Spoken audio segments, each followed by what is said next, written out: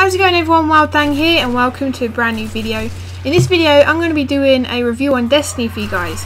I've had Destiny since day one now and I can say I am pretty addicted to it, but I'm also extremely bored of it. Now that may seem confusing to you guys, but it confuses me, but if you haven't played the game yet, I would advise getting it, but wait until the prices come down or there's a DLC that's been released and that's bundled into the game. But yeah, like I said, I'm bored of it, but I'm also addicted to it. So like every day I feel like I need to play it because I need to get some certain stuff to upgrade my armor. Now that annoys the crap out of me when they put stuff like that in games. Obviously it makes you come back for more, but then I'm just like, why am I wasting time on this game when I could be playing something more enjoyable? I mean, yeah, when you play it with friends it's awesome. When you're trying to do the raid, you're like, yeah, this is actually a proper game, let's try and get this done. It tests your skills and it tests your patience to like the point of, I don't know, before your head explodes. Is crazy. I've never played something that is so boring, so hard, so addictive. It's hard to explain. So until you've played the game, I don't know if this review is going to help you guys or not, because you're probably just going to think I'm crazy. So, but the first thing with the game obviously is the campaign. Now, as soon as you load up the game, you get dragged through the campaign. You can't do anything else until you're level 5. So get yourselves through the campaign. It's extremely repetitive, unfortunately. Every mission's the same. You go through, you kill a certain amount of enemies, and then you end up killing a boss at the end. That's it. That's all you do. That is the main mission, really, is just kill loads of things and then kill a boss at the end. And the boss has pretty much got the same things, same firepower, same, I don't know, it's just, they're like reskinned or something. They've just got the same, I mean, some of them are slightly different, but it's mainly the same stuff. Just hide, shoot them when you can, and then run away if they come close. That's all I do. That's my pointers for the story. You can do other things like the patrol missions. So you get like free roam on the planet. So you can pick any planet you want, go into patrol, and then you can do these little side missions that get you some XP. You can pick up some of the stuff that you need for leveling up your weapons. But just like the actual campaign missions, these side missions are extremely repetitive and boring. Once you've done about 5 of them, you've done all of them.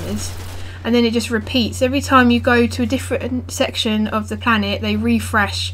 So then you can just carry on doing them. But to be honest, they're all the same. You either have to kill a certain amount of enemies, or you have to kill enemies to pick up these certain items, or you have to go kill a target, or go to a certain location and scan the environment.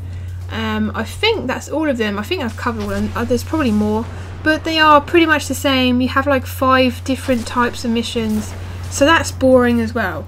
And then you have the strikes. Now the strikes are pretty good. I mean, I think that's probably the best part of the campaign, is the fact that you can actually play these strikes with 2 other people. So you have a fire team of 3 people. I don't know why it's 3, I don't know why it's not 2 or 4, just to make it even. But I'm guessing it's 3 people because you can have 3 different types of character. Now with the strikes you have to kill like 3 different enemies in some of them, so like 3 different bosses. So on each planet you either get 1 or 2 strikes, and they're random when you do the actual Vanguard strikes. So with the strikes, they're pretty much glorified campaign missions. They're just slightly longer, slightly more irritating, and you can change the level. So you can make it harder if you want, if you guys really freaking want to. But I advise not to, unless you're like level 28 and then everything's easy. You also have these things that are daily missions, so these refresh every day, which is a daily heroic mission. With these you can actually get quite a high level of XP and ascendant energy or shards. So they refresh every day, and it's a random story mission. picked by, I'm guessing picked by Bungie, or if they've just got some random algorithm that's in the game that just picks one. Obviously if you're high level, these are really easy. Just shove it on level 28, get through it, and you'll get ascendant energy or shards to upgrade your weapons and armor. The other thing is the weekly nightfall strike, which is insane. Some people have explained it to be like a mini raid. So if you guys haven't experienced the raid, try out the nightfall weekly strike first, because I've actually completed one of the nightfall strikes. I should have freaking recorded it because it was awesome. Because at the end of it, you actually get like your head is on fire by the looks of it. It's got like this blue flames floating around your head when you're in the tower, and also whilst you're in game. So everyone knows that you've completed the weekly nightfall, and that stays with you for a week until it refreshes on Tuesday. So these weekly nightfalls, you can get pretty cool stuff. I mean, at the end of it, I've been told that some guy got like 10 ascendant shards. I personally got exotic gauntlets for my hunt. Well, it wasn't for my hunter actually. I think it was. Oh, was it? Yeah, I think it was for my hunter. For some reason I thought it was for a different class, but I ended up dismantling them anyway because I needed shards, and then I was able to level up to 28, so that made me happy. But most people try and get through them to get the exotic gear or the chance of getting tons of shards or strange coins, motes of light, all that awesome currency stuff that you can get in game. Now the last thing to do with the story campaign is the raid. There's only one raid at the moment. Bungie have said that they will be bringing out more raids within the DLC, so there might be one in the Reef, and I'm pretty sure they said there was going to be 2, but I know there's going to be one in the Reef. I'm not sure where the other one is. But these raids it's the hardest thing I have ever played in a video game. I'm not joking, this thing is insane. You have to have a team of 6, you have to be over level 27, and you have to have mics, otherwise you're screwed. There's no point, just give up now. If you guys haven't got any of the above, just don't even bother. It's oh my god, I was going insane, like I was pulling my hair out. I had a team of, there was obviously 6 of us, me and 5 other guys. We tried to do the raid, we played it, well obviously I think one of us had actually done it before but not completed it, and a few other guys had actually just watched videos on it. So the first day we tried it, we spent 4 hours, at least 3 to 4 hours trying to get through this thing, and we got to the end and then we had to stop for the night because obviously people had to get up for work in the morning. We tried playing it again and we just couldn't get past the last boss. It's just, I don't know how to explain it, but it is crazy. There's like I think it's 3 or 4 different sections. You haven't got a clue what you're doing. There's no hints, there's no mission guide, there's nothing. You literally have to try and figure out what you've got to do. And we were lucky enough to have some guy in our team that vaguely knew what we had to do. But other than that, we would have been just running around in the first area like, what the hell are we supposed to be doing? Like, what?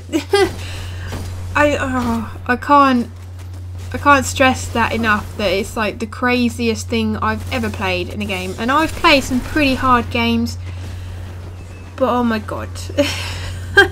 And if you guys are trophy hunters like myself, then you know what these trophies are, and you know that the raid is insane because you've got to get through the raid without anyone on your fire team dying. Now that is just, I don't even know how we're going to do that. To be honest, we died so many times, it's insane. Like, I lost count. It must have been in the hundreds at least. So that brings me on to the final piece of Destiny, the cherry on the top, the little sprinkles on the top of the cake, the Crucible. Now, a lot of people have mixed opinions on the Crucible. I, for one, love and hate it. It's kind of like Marmite. You either love it or you hate it. On good days, I love it. On bad days, I freaking hate it and I want to throw my controller out the window or just scream bloody murder because it's just so... irritating. If your teammates are crap at the game, then you're going to fail, and it's going to be the most annoying game you've ever played. If you're a solo player like me, you might play a lot of the free-for-all where you don't have to rely on teammates, so it doesn't matter. You do as good as you can do with your own skill set. But the Crucible can be fun. I mean, if you've got a good team, you can have a blast on it. And obviously if you're in a fire team with your clan, that's even better, because obviously you've got that chat going on. You're communicating with people, and you're trying to obviously get the objectives done, and it's a lot more fun when you've got someone to talk to and someone to laugh with whilst you're playing the game. So the Crucible is the PvP side of Destiny. It's the player versus player online matches that you can do. You can team up with your friends, you can just go on there and pop heads, whatever you want to do. But the main thing is the fact that you can get random loot drops. Now, when I first started playing the Crucible, I was trying to get the 100 points for that week, and I was like, I'm going to do this, I'm going to just sit here and cram out a load of games trying to get it. But I started realising that if you do really well in the Crucible, you don't get much loot, but then when you play really bad, you get loot. I really don't know how it's worked out, but on one match all my team left because our asses were getting kicked, and I was just like, well, I'm not going to leave because I want my points at the end of the day. I want the points at the end of the match to go towards my final week score. So I was like, I'm going to stay, but I'm just going to wander around the map and dance and do all this stupid stuff just to see if I get any loot for being a crap player. And at the end of the match, the leaderboard comes up, and I'm like, come on, give me something. This is going to be hilarious if I get something. And lo and behold, I actually get an exotic sniper rifle for playing shite. I literally played the worst match in my life. I couldn't give a crap at that point. I was just wandering around, jumping around, trying to jump up onto ledges that no one's reached before, or just standing there dancing whilst everyone's shooting at me. I literally couldn't give a crap, and they rewarded me with an exotic sniper rifle. Now this, I wish I knew how Destiny works. I wish I knew how the random algorithm, the loot drops, all the random stuff works, because then I'll be able to try and play the system a little bit and get me some decent loot. But that was quite a few weeks ago now, and obviously I've played with my exotic sniper rifle and I love the bloody thing, but I'm not proud of the way I got it. I wish I had achieved it. Like, I was playing crap. I didn't get this gun by getting like 20 kill streak or anything. I got it because I gave up. I don't know how else to explain that, but that's how I got the exotic sniper rifle. It's called Patience and Time. You might have seen the video I uploaded previously. But yeah, this game is just so confusing. I have a mixed amount of emotions for it. I love it, I hate it, I'm addicted to it, I can't stand it, I'm bored of it. Like, all these things merge into one, and I don't know what feeling that would be. But if you want my honest opinion, if you can get the game cheap, then get it. If you've got bundles of money, buy it. But yeah, make sure you've got mates that are playing it. I mean, everyone on my friends list is pretty much playing it anyway, so I can always jump into someone's game, play with someone, chat to them on mic. But yeah, this game has confused me, to be honest. This is like my first review of a game on YouTube, and I don't know if it's been a good review or not. You're probably as confused as I am right now. You're like, do I buy it? Do I not? If you like games like Borderlands, buy it. If you like random loot drops and trying to find good loot and trying to get better loot than your mates, all that kind of stuff, then yeah, buy it. But if you get really bored of grinding games, then I would not bother with it. It's a long one. I mean, you can have 3 different characters, so I advise, as soon as you start up the game, start up 3 different characters, 1 with each class. Then you can level them up all at the same time, and then once they're all above level 20, you can do the daily heroic missions, where you can get the ascendant energy and shards for each character, so then you'll get potentially six pieces a day. And you can also do the weekly heroic strike, so you can get nine strange coins per character. So that's like what, 27 coins in a week. And then you can go to Zero at the weekend and grab whatever you want, like 2 things if you really want. So make sure you set up your 3 characters right at the beginning, right at the start, and you'll be on to a winner. You'll be above everyone else within weeks. So I recommend grinding your 3 characters out so you can get as much shards, coins, energy as you can per day, and then you'll level up really fast, and you will actually enjoy the game more if you do it that way. Otherwise you'll grind out one character all the way up to like level 28, 29, and then you have to go right back to the beginning, start the whole process again. But if you do them all at the same time, like say get your hunter to level 20, then your warlock, and then your titan, get them all to level 20 so they're all the same, and then after that you should be able to pick up armor for each character throughout the game, because I actually picked up quite a lot of titan stuff whilst playing as the hunter, and I just put that in the vault for when that character got to level 20, and that's the best thing you can do. So I hope this video has helped you guys. I'm going to be uploading a tips and tricks kind of video for beginners.